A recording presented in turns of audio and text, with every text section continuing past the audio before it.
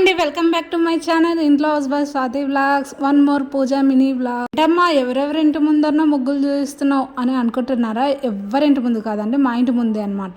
Monday వచ్చింది అనుకోండి, ఇల్లు వాకిళ్ళు గుమ్మాలు అన్ని క్లీన్ చేసేసుకొని ముగ్గులు పెట్టేసుకొని ఇంకా శివయ్యకు మనసారా అయితే ఇద్దరం అభిషేకం చేసుకుంటాం అనమాట. చాలా రోజుల నుంచి అనుకునేదాన్ని. 5:30 కల్లా వెళ్ళి గుడిలో అభిషేకం అయితే చేసేవాళ్ళం అనమాట. అంటే నేను మా ఆయన కాదులేండి, నేను ఒక్కదాన్నే వెళ్ళేదాన్ని. నేను వెళ్తే మా ఆయన రాలేడు, మా ఆయన వెళ్తే నేను వెళ్ళలేను.